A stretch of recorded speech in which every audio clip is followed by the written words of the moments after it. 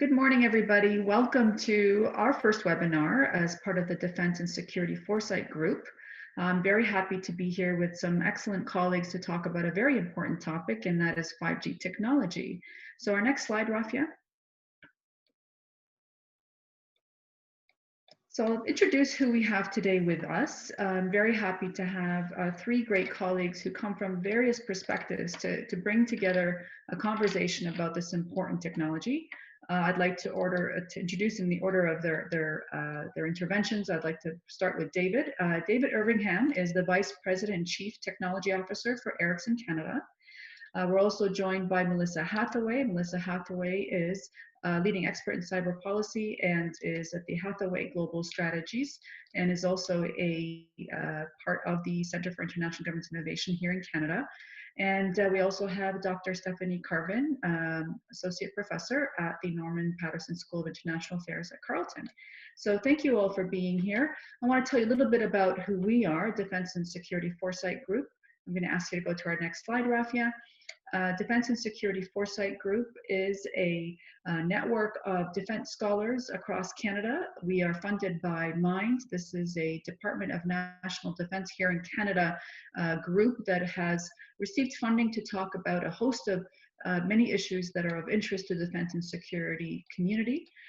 We have scholars who lead in the areas of the Asia Pacific, Middle East, North Africa, Sub-Saharan Africa, and multinational or multilateral peace operations, North American security, and European NATO. And one of the things that we try to do is have these kinds of conversations in the public realm about defense and security. So reach out to us. Please take note of our website. We're going to have continued publications and a host of other activities, including one already organized for the coming weeks about contact tracing apps and whether or not they are secure. We'll also have a great deal of information about some of our publications upcoming very soon. We have a Twitter handle, and continue to email us, and I'll talk more about our next presentation in our last slide. So I would love to turn the floor over to my colleagues. As I said, we have three great folks here to talk about a host of things. Of course, 5G technology, we've all heard it in the news, and it's very controversial for some. And I won't even get into the crazy sort of unfortunate and very odd type conspiracy theories about 5G technology and COVID. But some of the great concerns about Chinese involvement in 5G wireless technology is out there. There's a lot of various fears about potential Chinese government surveillance, Chinese laws, and of course, Huawei as being a very strong provider in the 5G space is something else that we're very much concerned with, those of us in the defense and security community. That said, I'd like to first start off by talking to David, and we're going to just get into some of the core question of what is 5G technology, David? You know, again, lots of controversy about, you know, its impact and what it's doing to us, but I don't want to go there. What I really want us to get a good handle on is what is it? Where is it useful as a user, as a Canadian citizen who wants, you know, to continue this great digital transformation that we're all, you know, experiencing? What is 5G technology going to do for us in terms of the user experience? Absolutely. Well, thanks for the introduction, Besma, and thanks for setting up the webinar today. So yeah, that's a great place to start, I think. You know, understanding a little bit about what the potential for 5G means, you know, as we look at industry and societal digital transformation initiatives. So 5G, I guess, started being talked about a lot in terms of the radio access network, but it's really a lot broader than that. So I'd like to spend a moment just to paint the picture of the 5G network as a system, because there's a lot of capabilities that's really important to bring a lot of the new use cases to life. So first and foremost, there's a brand new core architecture. On top of that, all of the software that's going to deliver that core infrastructure is being rebuilt as a cloud native software application. That's quite important because it will bring a degree of flexibility and agility to the way the network is built and the pace at which new services can be created and rolled out and then modified as needed. Another key dimension, which, you know, we all talk about, maybe not explicitly in context with 5G, but the timing of this wave And here I'm talking about edge compute, but the timing of the edge compute wave coming in is also relevant to the 5G discussion, because we'll use that. It will change the network architecture fundamentally again. And it's important because it'll help some of the characteristics that we expect to see for 5G use cases, particularly when we look at use cases that are going to rely on really, really low latency, end-to-end latency of packets traversing the network. So that's critical as well. So all of these capabilities together are going to support greater enhancements of what a 4G system can already do today. You know, the initial 5G will support a broad capability that we're generally referring to as enhanced mobile broadband. So it's more of the same, but as more traffic and more users and more devices come onto these networks, it's important to be able to boost capacity. Fixed wireless access is also the type of service that the initial 5G networks can support. But beyond that, there's more capabilities around lower latency and network slicing and capabilities that are necessary for 5G to live up to its full potential. That will take, you know, some time to really roll out and be industrialized. But these will have broad applications both for consumer services, but also for many of the enterprise or industrial use cases that we see 5G addressing. So at that level, the 5G technology platform has been designed from the ground up for versatility and flexibility. So it will be able to support a range of different use cases, as I said, and that's why we think it's so important as sort of the backbone of the communications infrastructure for the digital transformation going forward.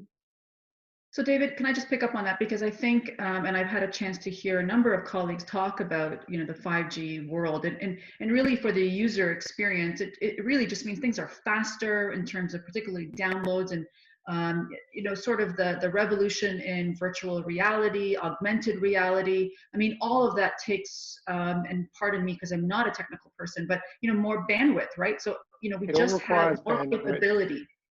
That's right. Right. And so, I mean, that's great. That gives us a sense of sort of what, you know, we can do on a 5G technology. And certainly, I think there's probably going to be a great deal of just ideas and creativity now that we have virtual reality and augmented reality at our disposal, that we can do things differently. So there's just, you know, potential creativity in terms of, you know, using this great capability in terms of apps, in terms of, you know, just how we day-to-day function. And we've also been able to experiment a lot and try out conceptually some of the new use cases that to a certain extent can even work over 4G, but traditionally not at scale. You know, the thinking is that to roll out services en masse, it really requires a 5G network with the capacity enhancements that brings to be able to do it at scale. Yeah, thank you. Melissa, if I could turn to you, you know, I'd love for you to talk about, you know, where you see the innovation coming in terms of the application.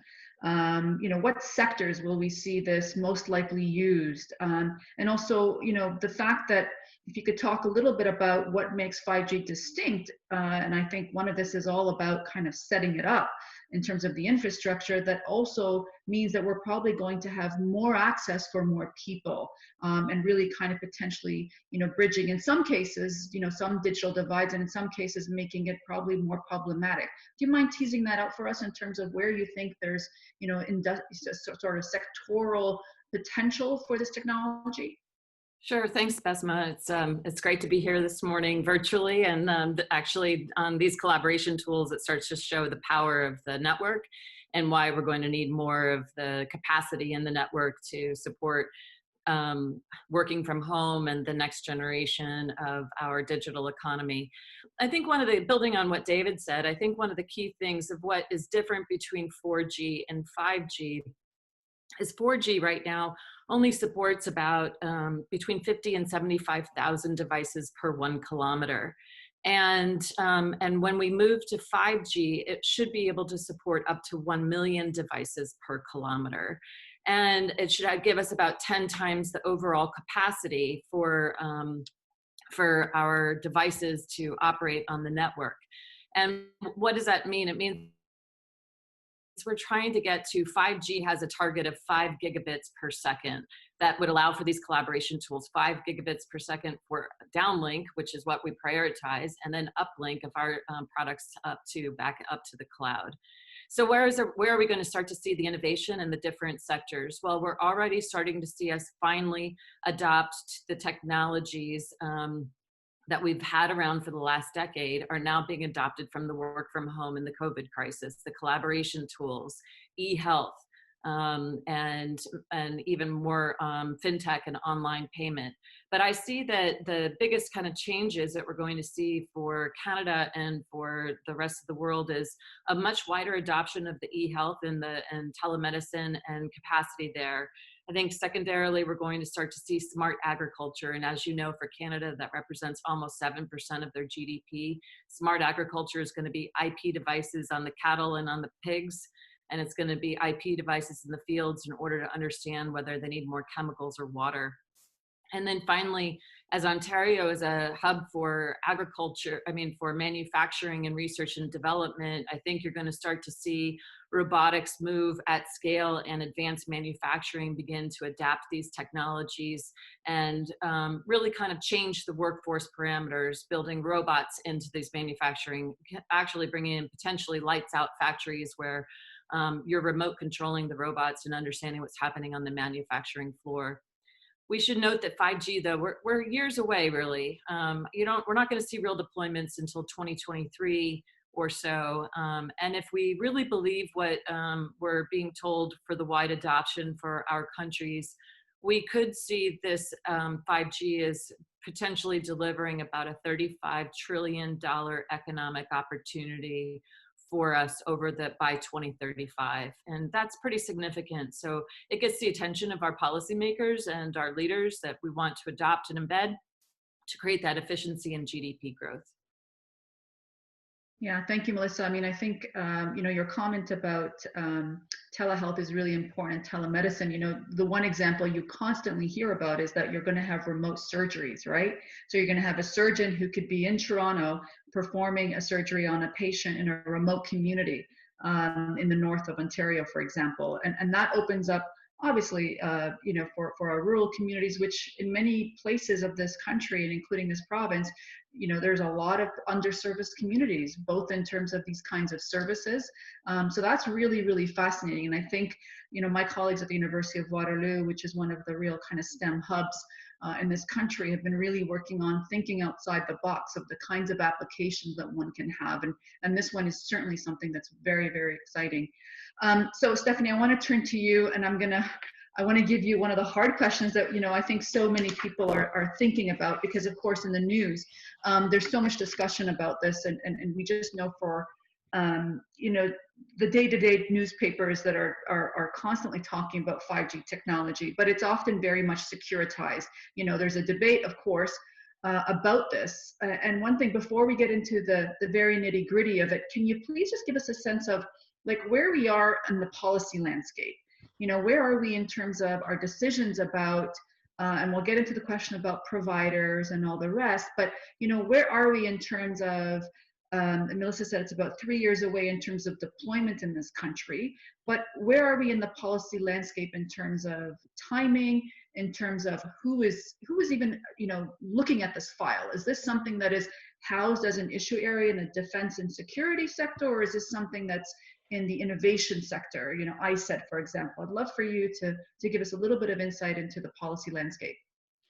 So these are great questions. And it's hard to get away from the provider issue, which I'm sure we'll get into in just a minute. But I think where we are now is that it really is a whole of government issue. It just affects so many things, everything from, as you say, innovation, science, economic development, from foreign investment. There's a huge, I think, cybersecurity angle here that's separate, again, from any provider issue. We have to ensure that, these are software-defined networks, which means there is more opportunities for vulnerabilities in the system to affect how they behave. So, regardless of who's providing the service, the fact is that malicious actors will try to take advantage of these, of the 5G networks. So, just banning certain providers isn't going to make us safe. We actually need to be developing a much more comprehensive cybersecurity strategy. I would also echo the point that was made about the telehealth and things like this. So we need to be thinking about the health sectors and bringing those in. One of the things I'm very cognizant of, though, is that, you know, in our northern and indigenous communities, I mean, they're struggling right now with just basic internet. So we have to also be thinking, okay, how are we going to be bringing these technologies to our northern and indigenous communities if we want them to succeed in the future? Because this really is the technology that's going, you know, I think I'm kind of just prof-splaining what's already been said, but I mean, the fact is, this really is the technology that's going to be driving the next industrial revolution. It is so exciting. So how do we manage that in kind of an equitable way? So in terms of who's managing it, well, I'm hoping everyone is around the table. I imagine that ISED is playing a role, and certainly one of the issues that gets the most attention now is of course who's going to be providing these services, which is a debate through the Investment Canada Act, but we'll get there, I think, as we're having this conversation today. Thank you, Stephanie. David, returning to you, give us a sense of the pace of this rollout of this technology. You know, where are we? I mean, I'm mindful of the fact that, you know, if you put on if you see some American commercials, and I can't recall the telecom provider, it might be Verizon or the rest, not to pick on anybody, but, you know, they're actually falsely advertising, you know, 5G technology. And it's not really here yet. So could you give us a sense of, I mean, it's not in the US and it's not in Canada.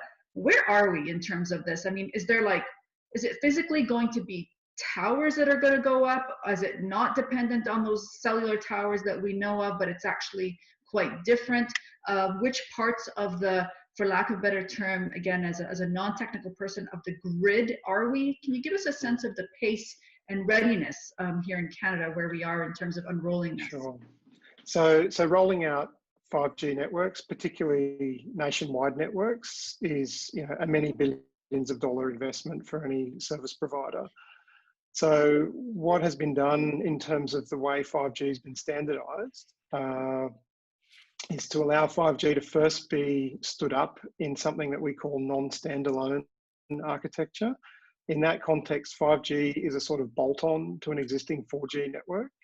So you can leverage the existing core infrastructure, you can add new 5G spectrum and upgrade existing radios if they're compatible to run 5G radio software. And in that way, you start to introduce 5G services that provide some of the capacity relief that 4G networks already need. And there you have 5G up and running. So the 5G networks that are launched, that are available in numerous markets globally today, is that type of 5G. It's 5G non-standalone. Now, I don't think it's fair to paint that as not real 5G. It's just the reality of how you leverage existing investments and evolve it to support 5G services. It would be extremely difficult for anyone to just cease making money on a 4G network and take the huge capital investment to stand up a standalone 5G network. Because the other thing that we've seen over the years, and this is something that the industry's addressed very well, I think, is when you deploy a new technology, there's a large upfront investment, and it takes time then for the device ecosystem to catch up and for those devices to be in the hands of consumers and users to then leverage that network. So that's a great part about the way 5G is being progressively introduced now already today. In Canada specifically, we've seen 2 of the tier 1 operators already launch a 5G service. Again, that's using the non-standalone 5G capability. 5G SA, or 5G standalone, is, I think, maybe where you were coming from with that comment and the notion that 5G services are really going to take some time to be realised in the world. It's not too far out, and there's a lot of progress already happening. It requires the new 5G core architecture that I mentioned before to be supported. And in that context, from a radio network perspective, you've only got 5G radio access. There's no dependency on LTE or any other technology there. That will, in all likelihood, be commercialized somewhere in the world during this calendar year. I think without giving anyone's plans away, the likelihood that it becomes more mainstream and is then commercially available in North America and other parts of the world, it's probably a little bit later than that. But it's not so far out that that you should consider that as some sort of futuristic concept that maybe some way we'll get there. I mean, the industry is moving at a rapid pace, and 5G standalones very much, you know, in its advanced stages of going through trials and lab activities and lots of testing, and it'll be here very soon. Yeah, and I understand, you know, South Korea is one country that's done a really, you know, probably has the widest amount of application of 5G technology. I know that at the University of Waterloo, we plan on having it on campus to give our developers an opportunity to use it. So there are places where it's there, but clearly in terms of wide mass use as a consumer and user, we're still a few years away.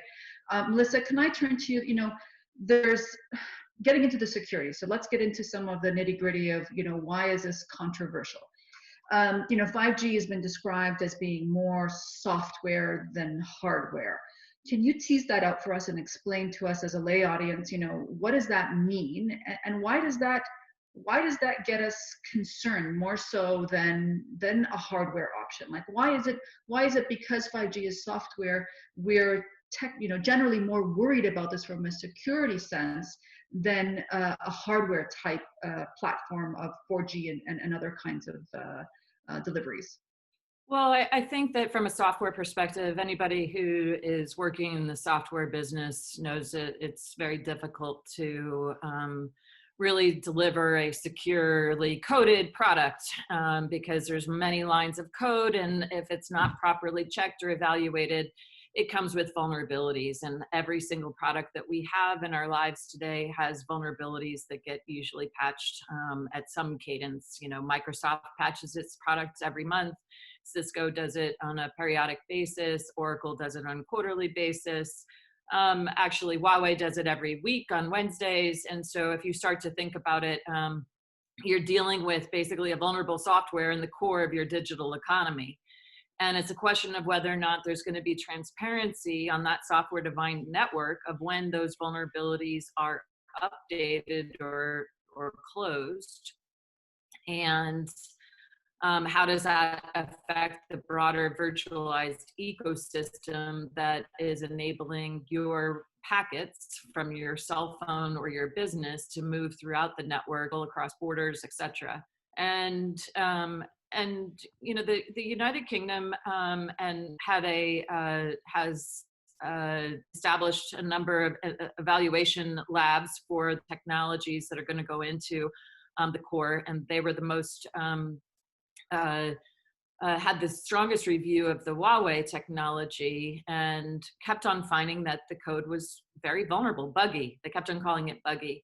And, you know, I had the opportunity to go to Huawei in December of last year, and they would admit that, yeah, their code is got bugs in it. And because this secure coding was not really part of their culture. And so now we have an ecosystem of which we have these equipment, which is really a software, is going to be updated on some regular basis. And the updates will either close the patch or could cause other challenges to us. And so that's what we're worried about. What are we worried about? We're worried about network outages. We're worried about interception of the data.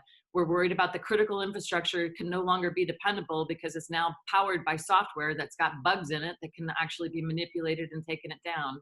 And that's why we need to have cybersecurity, and we need to have resilience be part of our narrative of how we're going to deliver these infrastructures. And I could go on, but maybe I should stop there and let you ask another question. Well, let me just poke at that a little bit, because, you know, what I want to understand is, so it's buggy, or 5G by virtue of what it is, which is very much software dependent, is going to be more buggy. I mean, think about it. Anything that requires an update, and we're going to have lots of updates when it comes to 5G technology applications, is going to be more challenging. But my question, and this is where, again, it's a controversial one, but I'd love for your opinion on this, is it just Huawei's version of 5G is even buggier than another provider's version of 5G, or is it just by virtue of it being 5G, it's buggy?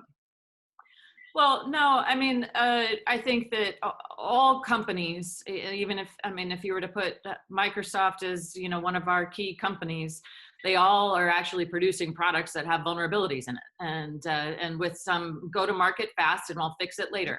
And that Patch Tuesday leads to Vulnerable Wednesday. And that's across the board for every single one of these software providers and the like. Now it's a question of, is there corporate commitment to, one, ensuring that you've got better code development and then better product and quality delivery? That's first. Second, is there a corporate commitment to transparency when they get it wrong and that they will fix it? And what cadence are they fixing it? And third, is there corporate transparency and to what extent they are working with their government on known or unknown vulnerabilities and the like. And so there's been some concern, and I have that same concern, is that Huawei is a semi-state-owned enterprise that is getting a fair amount of support from the Chinese government. And there are laws in China that require it to work on behalf of the government when asked. And so now you've got an equipment provider that's really a software provider that admitted that it's actually delivering a buggy product to market, that has a law in the books in the country that it's headquartered, that has to compel to work with the government when asked. And so that should give us all strategic pause of what's going on from that particular equipment provider or software defined network that we need to be thinking about. Are we really, really willing to have a monopoly in the backbone of our digital economy that could be manipulated by one country? Yeah, no, thank you. And I think you pointed out something that I think people need to really get a sense of, which is, you know, software as a class of products, right? I mean, everything from anything you buy at your local Best Buy in terms of software or you download tends to be a rush to market. And that is very unique. I mean, you know, I always say, well, why don't we have the standard that we put on all products that enter our home, like toys, like, you know, an appliance, the same way we would expect of our software. But, you know, that just doesn't seem to happen. And I don't know why that is. I would love for someone to explain to me, why is it that our software doesn't have the same kind of strict consumer protection, for lack of a better term, that you would find on very much a physical product, whether, again, toys, which tends to have a very high standard, right? I mean, you know, if you think about that, it's been tested and verified that most of the toys that we get in our homes for our children are really meant to, you know, ensure that it's safe for them. But we don't seem to have this kind of strong consumer protection for these items like we do in the software industry. And you know, so maybe we'll come back to that, and I'll ask in the second round. Maybe someone can help me figure that part out. But I do want to move to Stephanie because, and Stephanie, I love how you've kind of framed this tension or this debate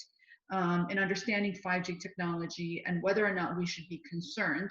Is this question about, is our concern about Huawei in particular, just to pick on it because frankly it's easy, is it about the geoeconomic threat that Huawei brings, or is it the encryption threat that Huawei brings? By that I mean, are we more worried about the fact that there's some hole or bug inside the Huawei technology that is going to make it difficult for me as a user to feel that my data is trustworthy in their hands?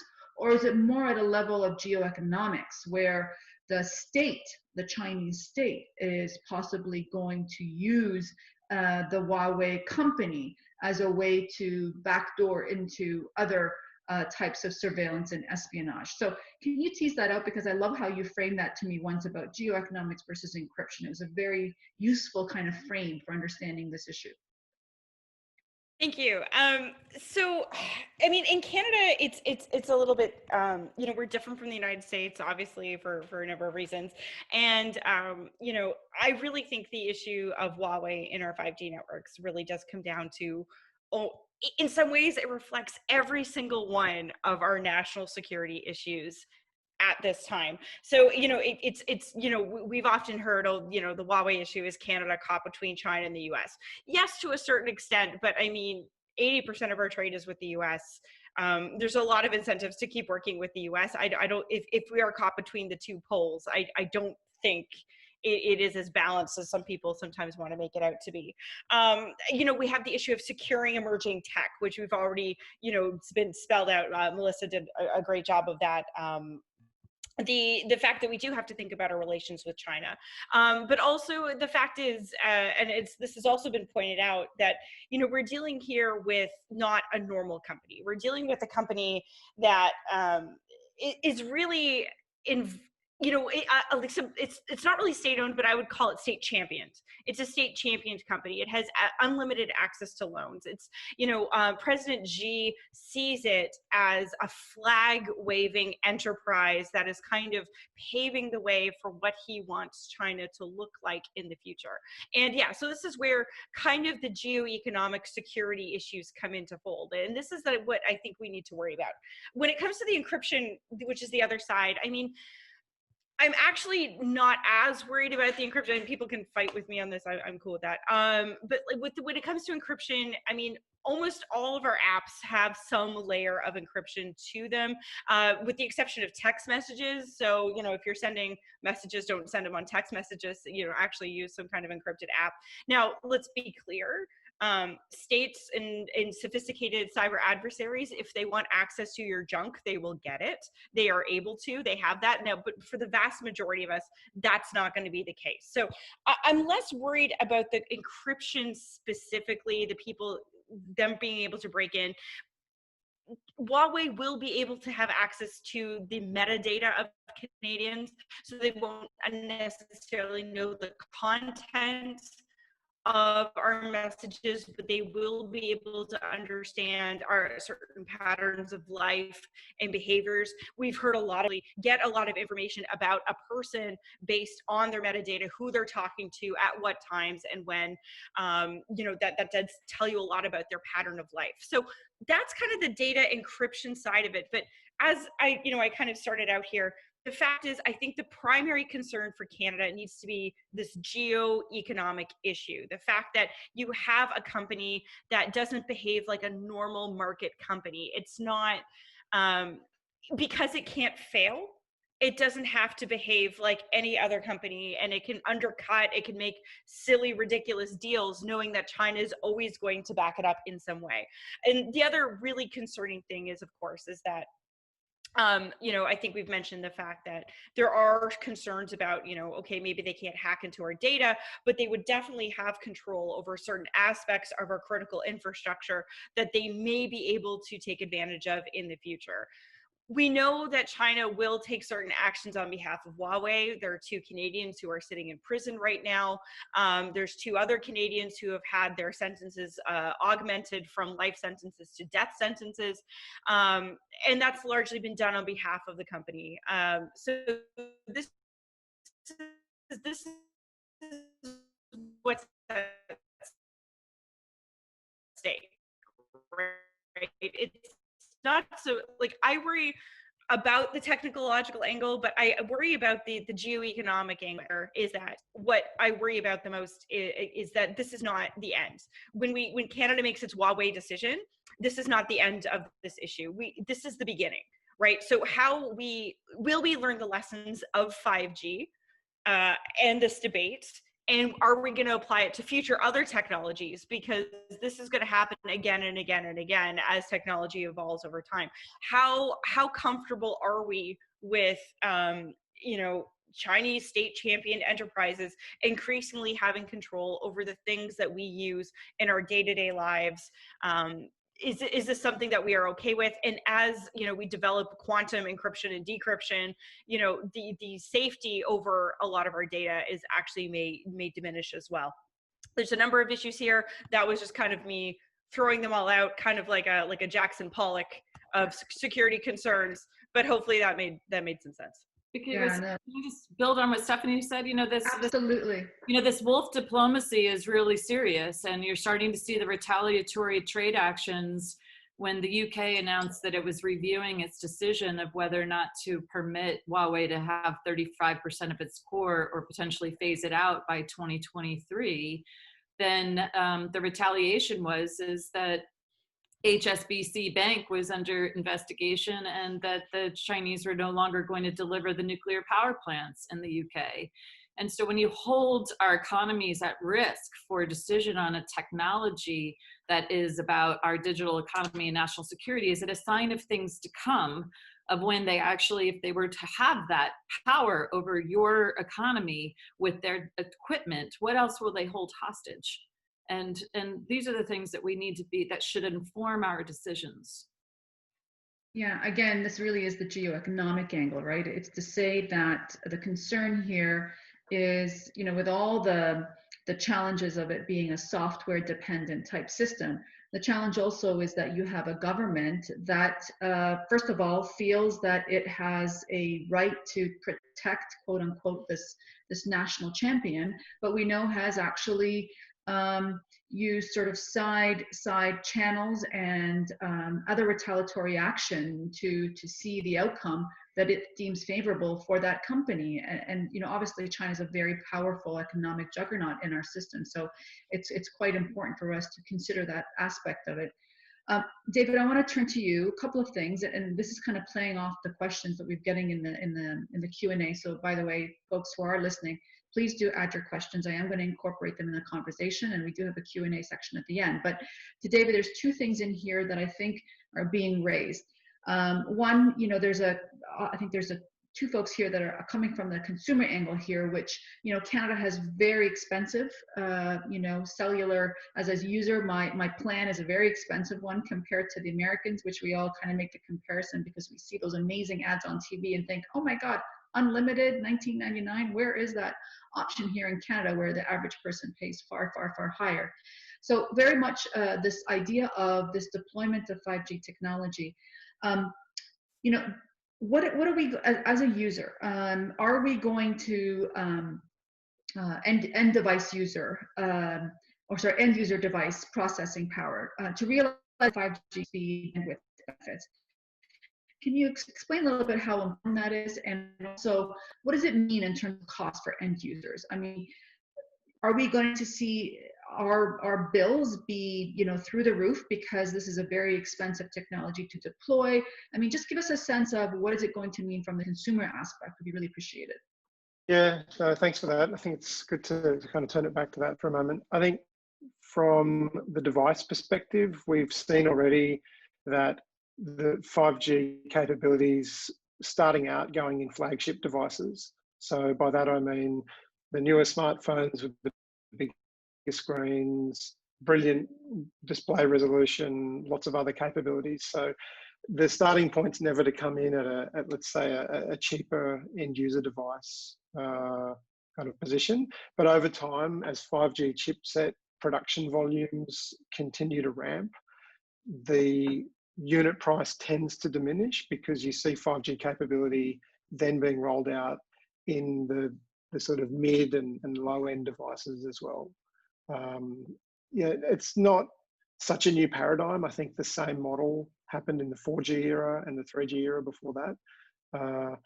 But yes, it's true. I mean, network rollouts cost a lot of money. The operator need to find a way to monetize that investment. You know, spectrum licenses, for one thing, are significant investments, let alone the capital investment of equipment and all of the effort to go and actually, where necessary, visit towers, put up new radios, do all of that. So I think the trick is the fact that the network capacity increases a lot when you augment or roll out 5G on its own.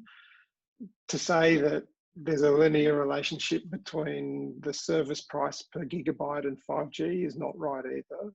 But I think operators will always look to create more compelling services and add value in different ways, whether they are bundling media or doing other things as a means to incentivize the consumer to pay more, but also to get more. But no, I don't think it's right to sort of cling to the notion that 5G just automatically comes with a monthly bill increase. Okay, well, but you know, with the Internet of Things, and this is the idea, you know, that our fridge is gonna, I mean, you already can see fridges that are smart fridges, but we're gonna see more of that kind of coming down the line. one thing I'm wondering about is, are they ready for 5G? I mean, if I want to take advantage of all the great things, I mean, I understand our phones become increasingly seen as disposable, and sort of that's partly built into the phone itself with obsolescence and so forth. But how much of the consumer products that are out there are ready for 5G, or are we going to have to think about buying a new TV, a new, all of these great things to take advantage of all the 5G applications?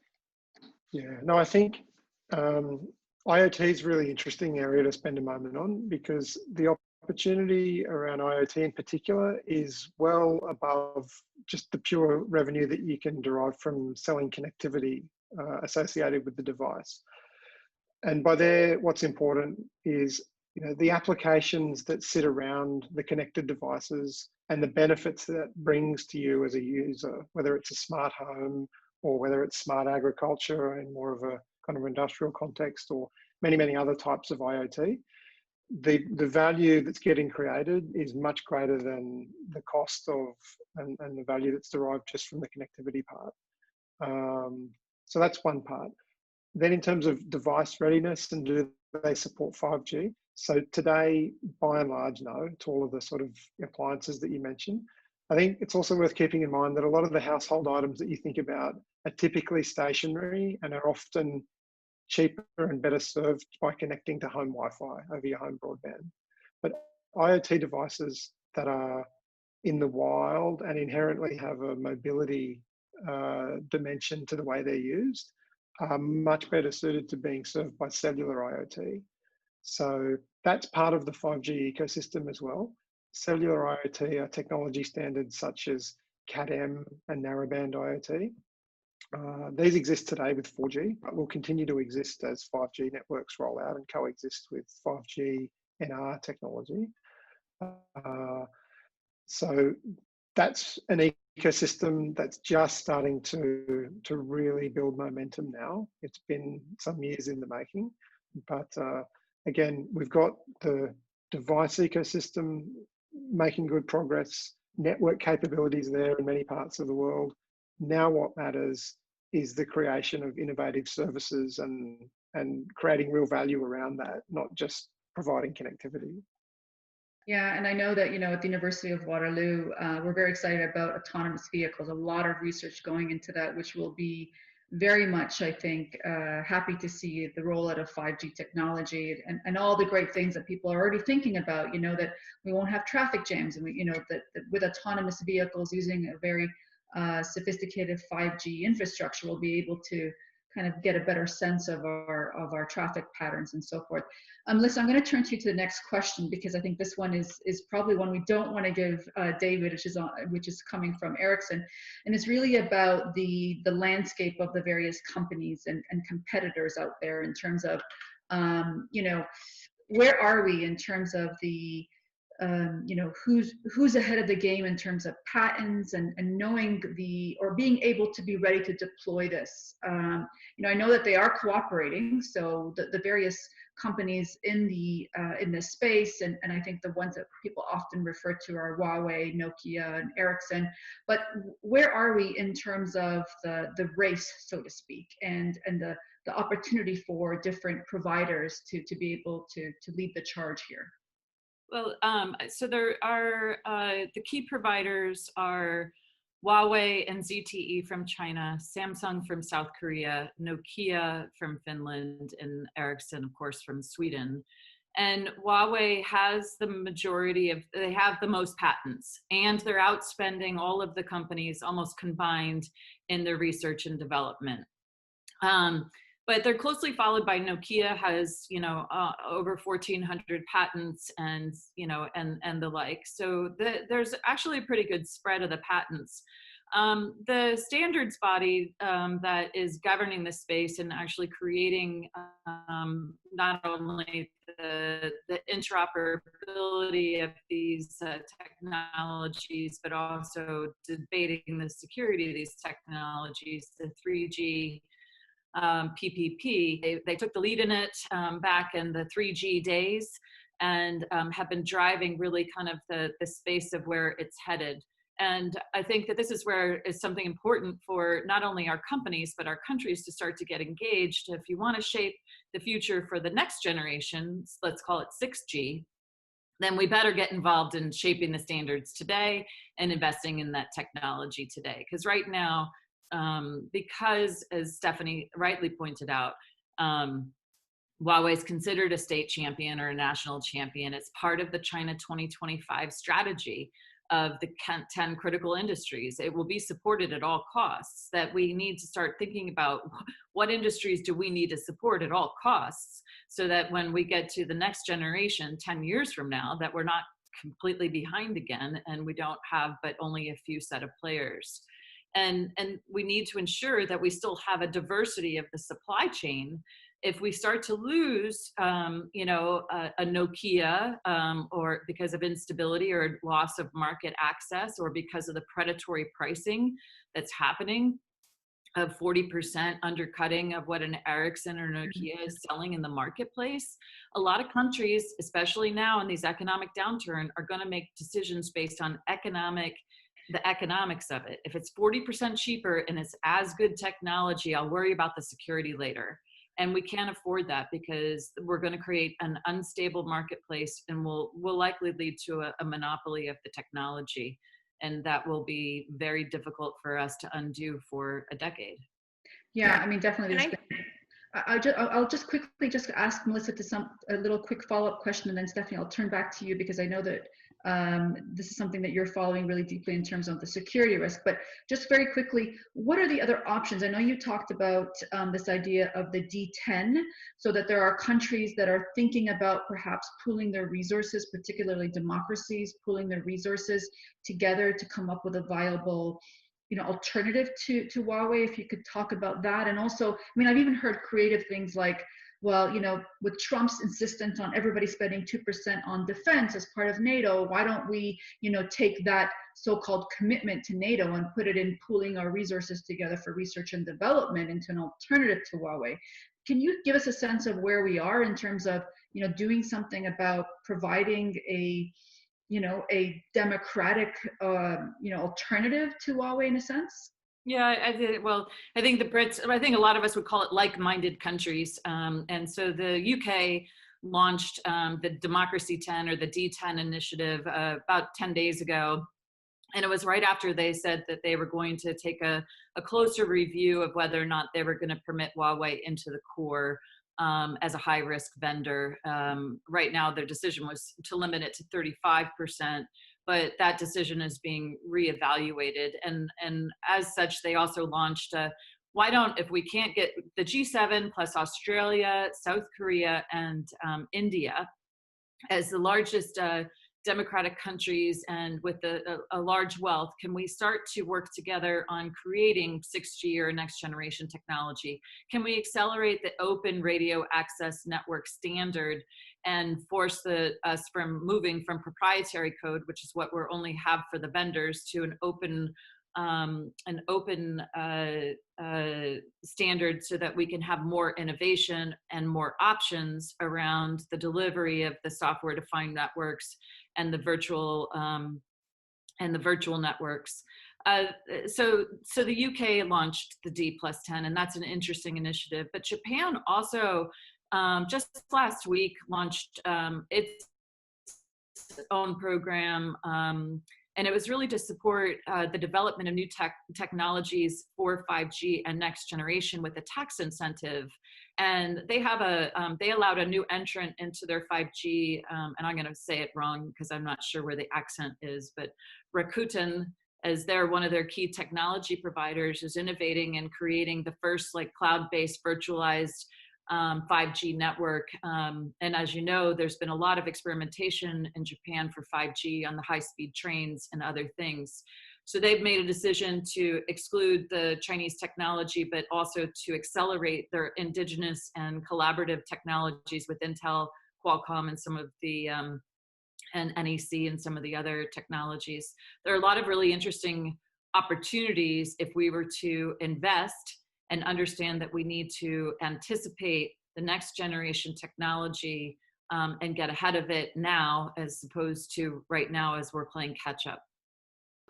Yeah, definitely. Stephanie, I'd love for you to jump in on this too. And as you know, as a person who, you know, you've really had amazing policy experience too in the national security intelligence space. So I'd love for you to give us a sense, if you can, of sort of like, what do the government spies say about this whole thing, right? So give us your thoughts on all of this, you know, technical background, but you know, really, what is the policy security folks kind of whispering? Well, what I want to do first, I'm gonna just comment on something Melissa said, and then I'm going to dovetail into that, which is that I think one of the key areas where where Canada needs to kind of really think about this is Huawei's relationship with our universities, which is something that we have not been paying attention to, and suddenly realized, oh wait, you know, Huawei is funding us, and you know, they're giving universities $10 million here and there, which seems like a lot of money, and certainly I would not say no to. Well, maybe if it was Huawei, but that's like, we can discuss, we can negotiate. But the fact is that this is where a lot of the IP comes from. Canada is a great country for developing a lot of these technologies, but the problem is a lot of this IP then goes to China, and there's been a lot of concern about that. Now, I'm happy, I should declare a conflict of interest here, and that Carleton has partnered with Ericsson recently, which I'm very happy about, and we see other universities partnering now with other 5G, but this is something that I think, you know, this is where I dovetail with the national security and intelligence community, is that this is something that I think they are increasingly becoming aware of, that it's one thing for them to provide advice to government, but they also need to be doing more to do research, not just in the area of 5G, in all areas of technology, whether it's even agriculture. But you know, how do we partner with, you know, who are we partnering with when we're looking at financing these grants and things like this? So I think the security community is, this 5G issue is the issue that's kind of caused it to come out of its shell a bit more, to discuss some of the risks and opportunities. Certainly they feel it's not their position to say publicly what Canada should or should not do, and I think that's the correct statement. But I think what they're trying to do is, at least with regard to the private sector, is have more frank and open and honest conversations. Do you know where you're getting your equipment from? Do you understand your supply chain? Do you understand, you know, when you share your IP in that great deal to get access to the Chinese market, do you know how well that is being controlled and who your partners are? Are you accidentally partnering with the Chinese military? This is something that's been very big in the United States in recent months. So I think there's that aspect of it. Within Canada, generally, though, traditionally, not traditionally, but in recent years, it's been interesting to follow. There hasn't been, it's one of the few areas, I think, in the Canadian intelligence and national security community where there wasn't a particular consensus. You know, I think Melissa spoke very well about the fact that one of the major concerns about excluding, say, a company like Huawei is that you have less diversity of the market. Right. And this is something, you know, we worry about these things, what's often described as tech monocultures, where you only have a few companies that can provide the technology. And then that means that, you know, if these companies can behave in ways that means they don't have to worry about having a good product or a secure product, because the market doesn't necessarily reward them for having that in their place. So I think the more you know, the security agencies with the more specifically technological mandate, and I've seen a question about this, so I think this might speak to why different security agencies or different countries have different risk assessments of Huawei. It's that a lot of the kind of tech-minded folk are like, well, we can manage this. We can do layered security, right, on top of this. So you don't have an entirely Huawei-based system. You have maybe Huawei in a couple few corners. You layer on different security. You keep it out of certain sectors. So that's why some companies or some countries have agreed to have Huawei in their infrastructure, in the sense that they feel that they can actually manage, they can do a risk management approach. But that's purely looking at it from a technological perspective. One of the things that I think myself and Melissa very much agree on is the kind of geopolitics of this, the geoeconomic strategies here. And this is where, so our national security agencies like CSIS are coming in, and they're saying, look, we need to worry about, you don't want to say China bad to everything, but the fact is that you have a company that is using Huawei not as a way to kind of just promote China, but as kind of a leverage and a tool. And certainly Canadians, we've been feeling that with regards to the situation with Meng Wanzhou, and who's of course been arrested and her trial is ongoing. So and then you have on the other side, you have agencies and departments like Global Affairs and Innovation in Science and Economic Development. And the challenge for them is that they are in charge of promoting technology as fast and cheap as possible, encouraging foreign investment into Canada. And, you know, so what we've had is this conflict of mandates around this particular issue, where, you know, different departments and agencies have different incentives. I hate using the analogy because it's overused, but it's kind of the blind men and the blind men and the elephant, where they each see what, you know, they've each touched a part of it, and then they're each trying to describe what the elephant actually looks like. And that's a little bit what we're seeing here, is that all of our departments and agencies are looking at this or have traditionally been looking at this through their kind of pinhole camera, seeing what their specific mandate is and then arguing for it. And where these arguments are taking place is through the Investment Canada Act, which is the kind of mechanism that we have to decide whether or not a foreign investment should be allowed to happen in Canada. And that's what's happening with Huawei now. And so that's why I think to a certain extent, we haven't seen a decision made in Canada. I think this is, you know, I'm not sure it's dithering, but I think it is actually a very complicated issue. I think the sands are shifting every couple of months with regards to what other countries are doing, and Canada doesn't want to be left out in the cold. But other countries are looking to us. They're looking at the way we're having this conversation. And, you know, I've made this kind of side career of going out for lunch with different embassies, and they ask me, like, hey, Stephanie, what's Canada up to? And I'm like, I have no idea, but this chicken is delicious. So that's kind of my, you know, so what I'm hearing recently is that the conversation, a lot of these issues are being worked out. And my strong suspicion, I don't want to place too many bets here, but as the UK backs away from Huawei, I think Canada will eventually have to as well. I don't think it's going to be so much US pressure. I think it's going to be the UK decision that eventually makes the choice for us. Yeah, and also let's not forget we're part of the Five Eyes, and that is a really important, you know, security and intelligence sharing, and, you know, network. And you know, this is really the big issue that was raised when initially the Brits decided to allow Huawei into part of their network. I want to just tease out a few things with you, Stephanie. And I love your point of the way our STEM colleagues look at things. I mean, I can see this even in the conversation that we have at the University of Waterloo. As a member of the Cybersecurity Privacy Institute, and I'm making a plug because they're going to be our co-host for our next panel discussion. Very subtle. So much of the very subtle. So much of the cryptographers and the folks on the technical side say, don't worry, we got this, right? Like, we know how to put the encryption. We know how to make sure that everything is secure. But it's bigger than that, in the sense it's not about, as we talked about very early on, it's not about just the code being easily broken. And part of it is, it could be as a security professional and as someone who's interested in geopolitics, perhaps because, you know, that adage of, you know, a hammer sees everything as a nail, we see the vulnerabilities from a very strong, very high level of what it's going to do in terms of that geoeconomic cooperation. When you bring in an actor like China that has a very strong connection to Huawei, it's not like other places. I mean, you get this question, about me, or Apple knows everything about me, right? We always get this sort of, you know, why should I be so concerned? It's not like, you know, other people or companies, I should say, out there don't know all of the things that Snowden revealed to us.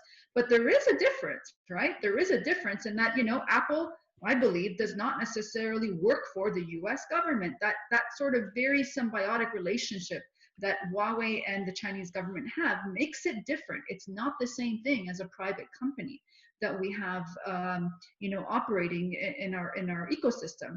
But if I could, Stephanie, one last thing, I want to come back to you on this, because I think you've been talking about this in terms of, you know, the rule of law, right? And back to our concern about, you know, how the rule of law really plays into this, and why Huawei over other providers is a concern. Can you tease that out? Because I know we had this side conversation about that concern that you had, and I'd love for you to to just give us some more in terms of why it's something that you think about all the time. It's really, it kind of comes down to Huawei, as you said, it's not a normal company, right? I mean, in the sense that, okay, maybe Google gets tax incentives from the US government. And there are sometimes laws which require certain companies to hand over data and things like this. So I don't want to pretend it's totally, that these things are totally, that Google gets no state support or anything like that.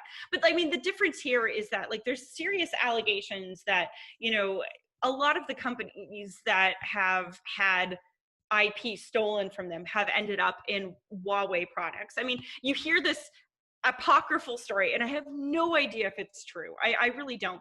But you often hear these stories that, you can find, code of Canadian companies actually in Huawei products to this day. We have, we've had our own share of companies fail in Canada. Some of them, it's been argued that, they effectively got hacked to death. I mean, some of them also had some very bad business practices. But I mean, that's the kind of state support we're talking about here, is that, our the recipient of stolen intellectual property. The fact is Google is a large company, but is it getting unlimited state loans on behalf of the US government? No, it's not. It's getting certain tax incentives, I'm sure. But I mean, it's not, it's just like a totally different animal. I mean, one of the comparisons you often hear is that Canada has crown corporations, and crown corporations are things like Canada Post. That basically help us, or Ontario Hydro here in Ontario, which provides our electricity. So these are kind of crown-controlled, crown-operated organizations. But the difference is in Canada, these organizations, these companies are meant to address market failure. Right? They're not necessarily out to make a lot of money. They're, if Canada Post didn't exist, some communities wouldn't have mail. That's effectively why we have it. Whereas Huawei is there to, as Melissa said, it's a 2025 champion. It's seen as part of the new wave of China's ability to effectively dominate all aspects of technological development in this space. And it's being used in ways that are potentially undermining or at least skewing our understanding of what the marketplace is and what it should look like. And it's not just happening to us, it's happening to countries across the world. So, we talked already about the D10. I think this is a very good initiative. Let's hope it gets off the ground going forward.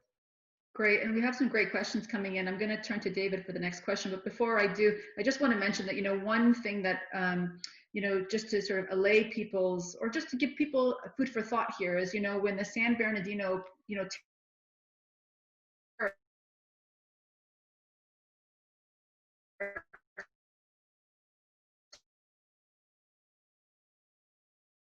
happened,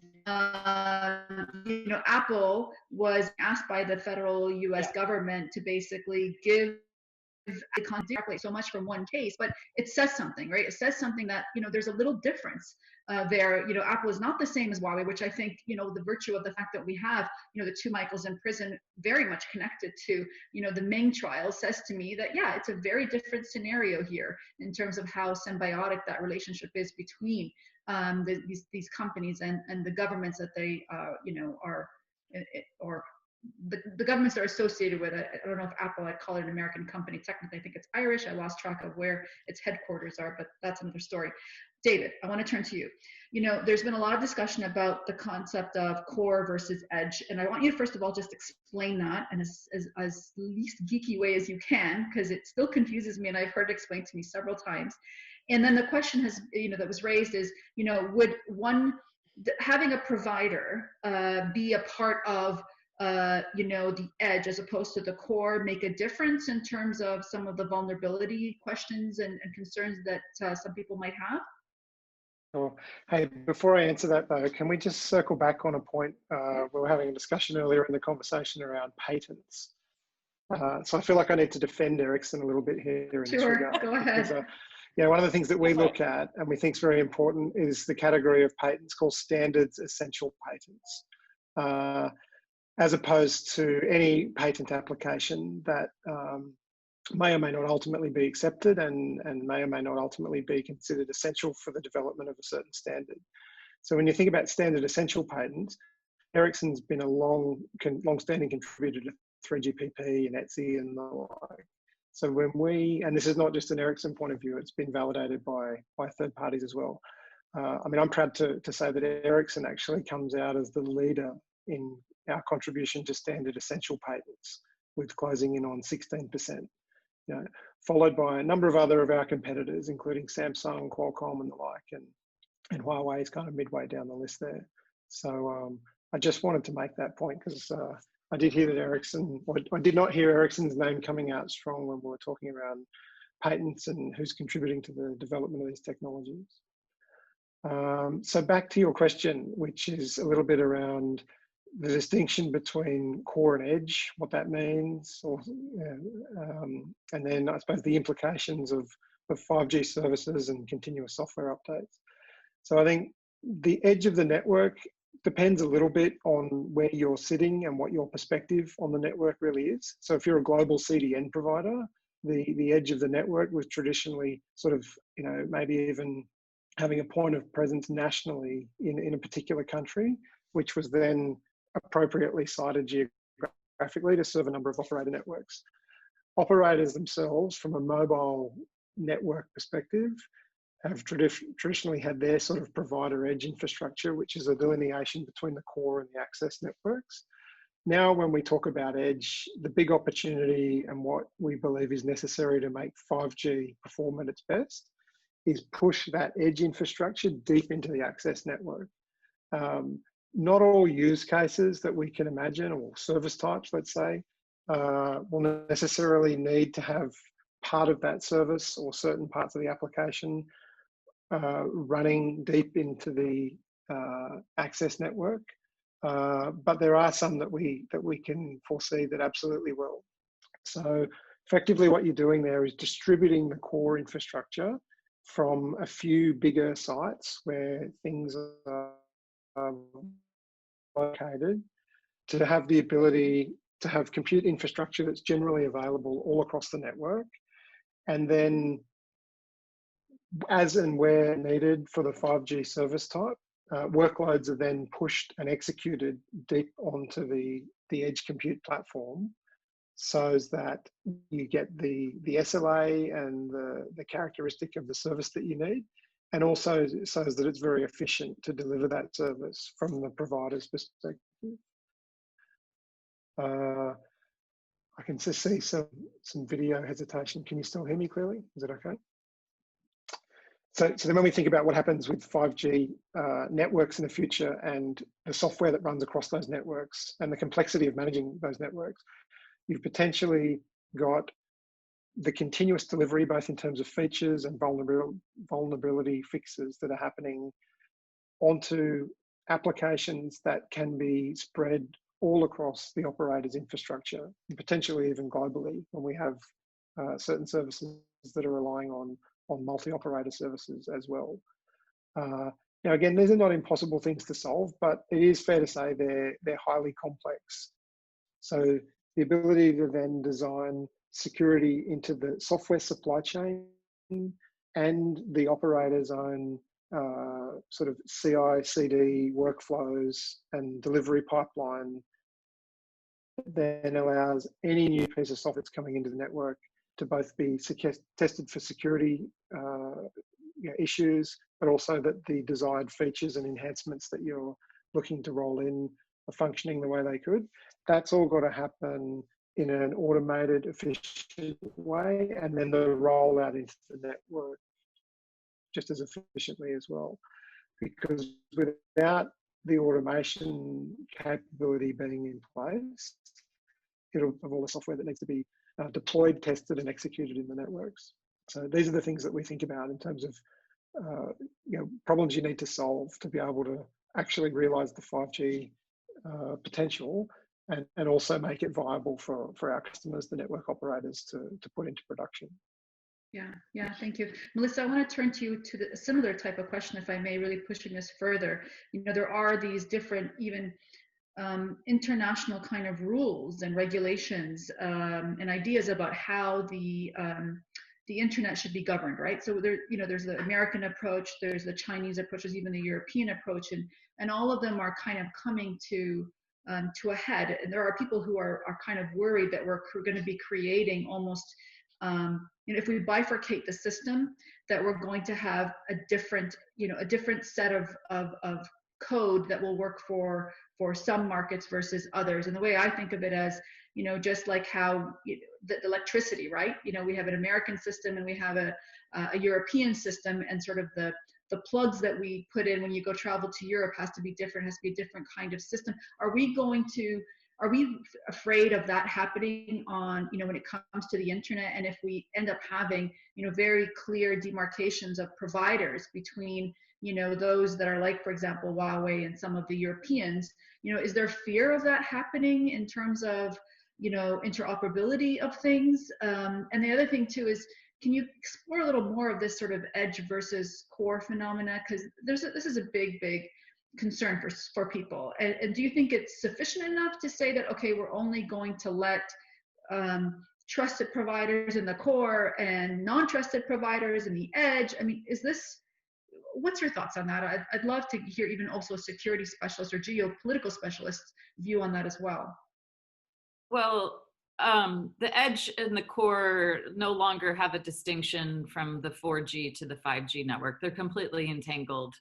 And so where we had previously had risk mitigation measures that we felt comfortable with from 4G, that they don't apply in 5G. So you have to think of it as David talked, this continuous delivery of features where you're using the compute at the cloud or in the cloud and the data center at the edge. So you have more of a decentralized framework. That decentralized framework of going back and forth with the core is that ingress, egress, or this in and out, this access, continuous access from edge to core. And that's how we have to think about it. And so there's no distinction of I can put a firewall there, I can put some inspection regime there. That dismiss that outright. And so that's why there are certain views that you have to exclude it from the core. And because you have to protect the core of your national telecommunications system for your leadership and for your military and then for your digital economy. Do I think that there's going to be an interoperability issue? And when you talk about there are multiple internets, there are multiple different sovereign views of how data should flow across the internet. And that is the principal difference among all of our countries, right? And so the view of the data flows is that there's certain data that cannot flow at all in China if it is going to mobilize protests, support the Uyghurs. I mean, there's a whole very set of social issues, etc. And if you're doing business in China, all of your data has to stay in China. And that presents a whole other set of problems. For Europe, the European view of the data is that we must protect the data, the privacy of the data, that you as an individual have the rights to your information and should be protected at all costs. And there's regulation associated with that, with the data protection laws that we are all employing, including up in Canada and to some extent here in the United States through our California law. And then the Americans are really, we're the slowest on all of this because we still just want the free flow of goods, data, services, and capital across borders. And when we get to it, we'll deal with privacy. And when we get to it, we'll deal with other things. And our laws are not holistic in how they view it. That has nothing to do with the technology. The technology is still being designed through 3GPP and all the interoperability bodies is that they will be interoperable to move our data. Now, what happens to your data when it hits your country or my country or China or pick another country is very different. And that will, it could be parked there, it could be blocked from ever getting there, it could be intercepted. I mean, there's all these different aspects to it. It could be diverted entirely. And that's why this 5G architecture of it being completely blended is whenever you've lost control over that. That's part of the issue. Hopefully I answered that question Besma.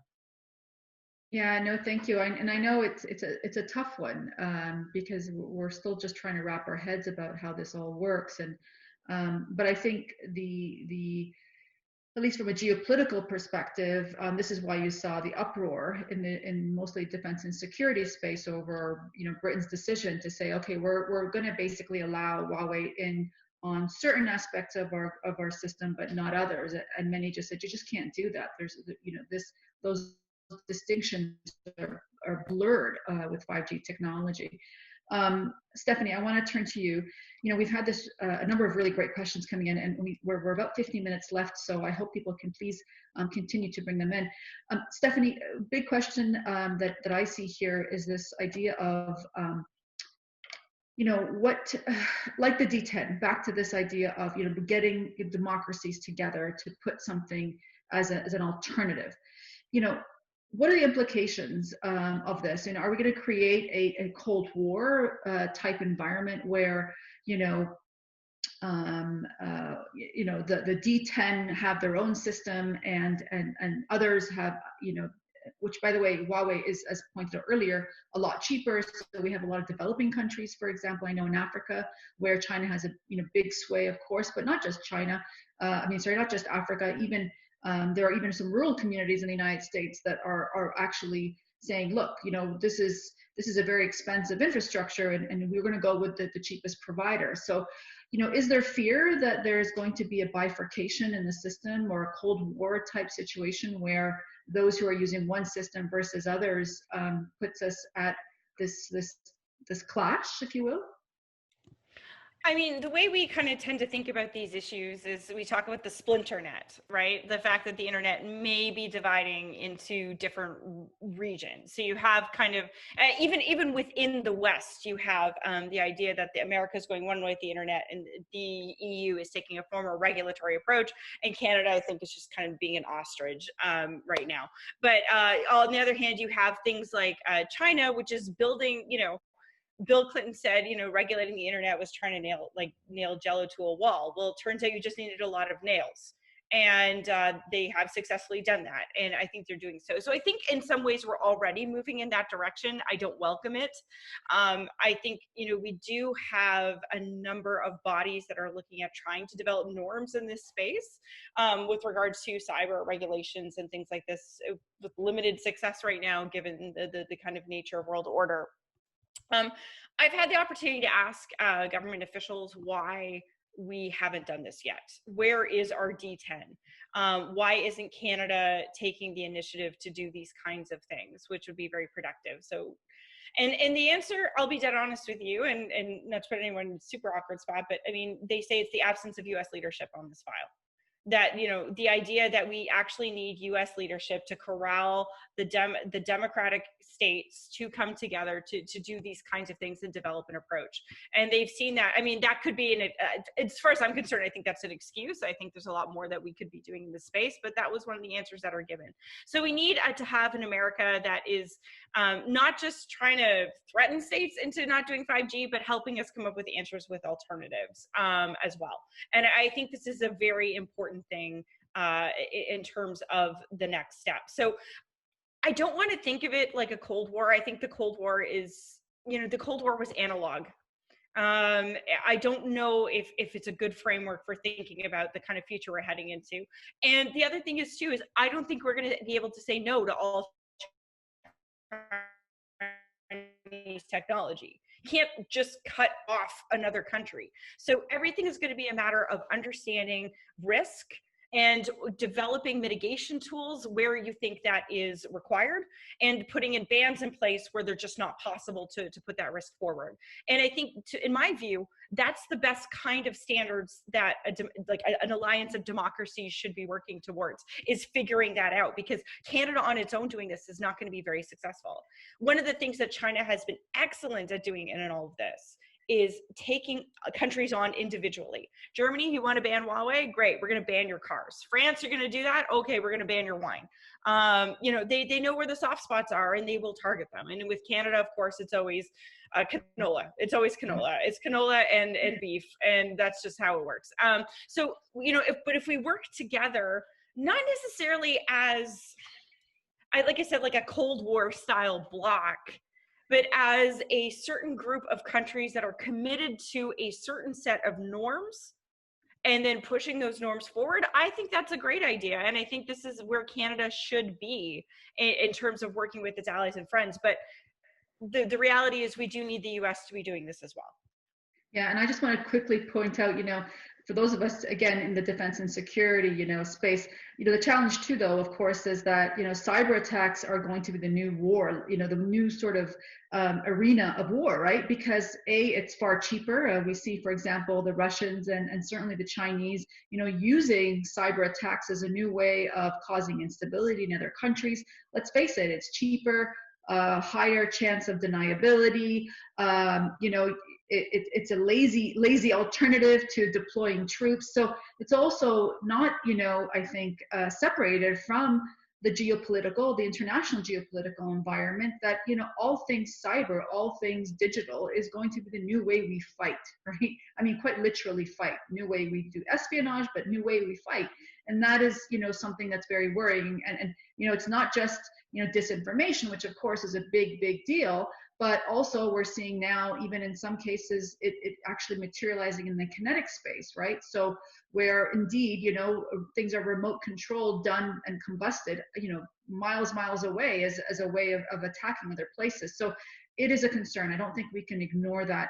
Okay, I know we've got about 10 minutes left, so I'm going to circle back and do a fire round here. David, I'm going to return to you. I want you to answer this question that's been asked.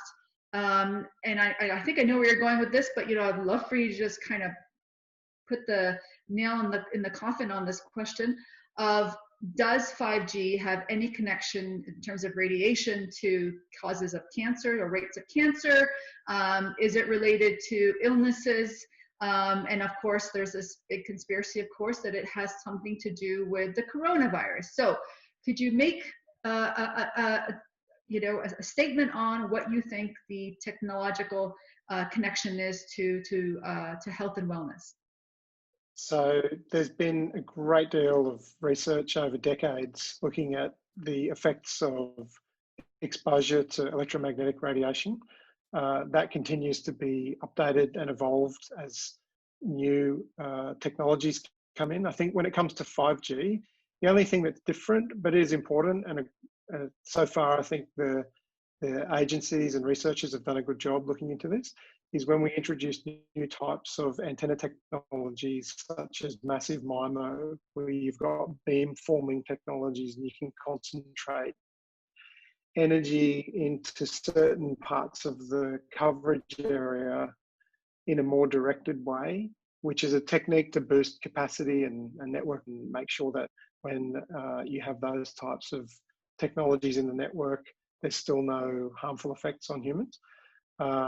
So far, I mean, I think this is a bit of a polarizing debate. I'm well aware that there are plenty of very capable and well-regarded researchers that believe there are, pockets of evidence and we should have concerns. There's also, a huge body of evidence that indicates that after a lot of the research and testing that's been done, we know what power levels, but that sits well outside the way a cellular mobile network is designed and operates. Okay. Then as to the effect of 5G and its relationship to a viral disease like COVID, I think that's preposterous. Not that I'm an expert on COVID, but from everything that I see and understand, there's absolutely no link to that whatsoever. It's kind of a shame that this has got so much media attention, frankly. It's just ludicrous. Well, there's no shortage of disinformation and a great deal of conspiracy theories out there about COVID. Melissa, there's a question here that I'd love for you to engage with, which is this question about chips, the whole chip wars. That a little bit, and is there going to be sort of, where are we on the supply chain of that? Is there going to be even, I've heard things about nationalizing this kind of, taking control of all components of computer technology. I know it's a little bit away from what we're talking about, but you're following this space very much, so would love your feedback on that. Yeah, well, traditionally, we in the United States and actually working closely with Canada had a national foundry where we required the chips that were going into the semiconductors and the fabrication of that for key national security systems had to be produced here in the United States. And there was a decision that really went forward in the under President Obama that no longer required that. So there is a fair amount of our semiconductors, the fabrication some of it's being done here, but many of even the IBM labs were being fabbed over in China or in partnership with Taiwan Semiconductor, so TSMC. So Taiwan and TSMC is going to be building a $10 billion plant here in the United States in Texas. And Intel has stepped up its foundry, and there's been there is a rider to our National Defense Authorization Act for a large investment into microelectronics, which you should read as semiconductors.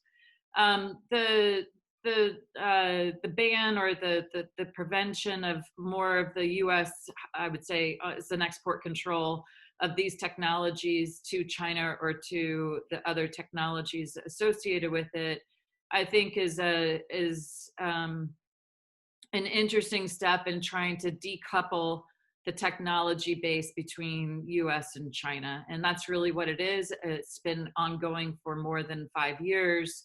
China 2025 is about decoupling China from the rest of the world and creating the national champions. Many of the things that are happening under the Trump administration are about decoupling our supply lines from China. We've had a fair amount of equipment into our electrical grid and other things that have come from China with backdoors and other manipulative items. And so there's a really kind of a draconian approach now of accelerate the supply line closing and move things back to onshore in the United States or to onshore of trusted allies. And I think that there's an opportunity here for, the Mexico, US, Canada Trade Act, that we can start to look at how can we shorten our supply lines and get to an indigenous fabrication and manufacturing over the next 10 to 15 years that would benefit our countries. We've seen a lot of things where there's been challenges with COVID of single source supply from Italy or from Spain or from India or from China that have been very difficult for all of us to get around. And so I see this is only another step in the notch of the decoupling between the United States and China from a technology landscape and supply lines. Yeah, there is a global political push, I think, for reshoring, which is really kind of reversing globalization. Some people call it deglobalization, but it's this idea that we became too reliant on globalization and just-in-time delivery, that supply chains were we assumed that they would just work seamlessly. And this crisis really taught us to reevaluate that even before we consider the security, concerns of, what does it mean to have all these intermediate or input goods in our products that come from dubious providers or countries that could potentially provide backdoors into our data. I'm going to just switch last question to Stephanie, and I'm going to ask Rafia to get our last poster ready. But this is a segue into our next webinar, Stephanie. So one of the things I think many people are concerned about is civil liberties. And certainly Canada has an approach that's different than the Americans, different than the Europeans. You kind of said, in a way, we're kind of sandwiched in the middle. But in this broader debate about protecting individual privacy, where does Canada land in that, and what are the things that we need to watch that's very uniquely Canadian about this debate on 5G technology and all the other things that are happening that you're keeping so one an of eye the out things for? I've looked at this question more in the national security context than I have any other, and I think one of the things that we can extrapolate broadly is that a lot of our data protection laws were invented in that analog era that I talked about earlier. The fact is, I have my phone here, and it has my life on it. Please don't hack it. And I need it. Basically, it tells me how well I ran, which is usually very bad. It tells me, when my appointments are. It tells me what I need to buy at the grocery store. It has literally so much about me just on this little device. And our laws don't reflect that. And we need devices that are secure and that are encrypted. And the fact is, our economy, you know, we started off this conversation talking about the potential of 5G and how great it's going to be, particularly for things like telehealth, telemedicine, and things like this. But if Canadians don't believe that our systems are secure, if they don't trust our systems, these opportunities will be lost. All of the wonderful technological things that we started off this conversation with will be lost. So this is why we need to ensure not only is the technology there, that it's secure, but that, you know, data privacy and protection is also built into our policies that go along with building these things as well, because the opportunities will be lost. Again, it's you know, we can build the infrastructure, we can build the devices that go with the infrastructure, but if people don't trust it, they won't use it. And I mean, and this goes into exactly into your question, I think, about, you know, the contact tracing apps, whether or not how this is going to work. It's a little separate from 5G, but I think, you know, it just speaks to the fact that our laws are so behind and our policies are so behind, and we're so slow at passing legislation in these areas, partially because the technology is evolving, but partially because it's also hard to get your head around. I mean, I have a podcast. I had David on earlier this year, and I had to understand 5G via like we used cake to describe it, right? So that was my baseline. So, you know, we need to find ways, and I'm so glad we had this conversation today, because hopefully it answered a bunch of questions that people had. Certainly, I always love getting their perspective of experts who are really in the weeds on these things. But we need to ensure that the data policies that go along with all of these technologies are keeping pace as well. Thanks, that's amazing. Okay, Rafia, that's your cue to pull up the next slide. So our next webinar will be co-hosted with the University of Waterloo Cybersecurity Privacy Institute, and we're going to be talking about contact tracing apps.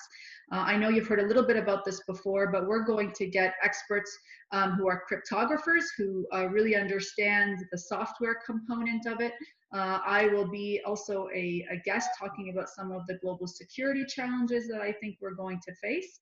And really the essence of our conversation will be about what is it, what it's not.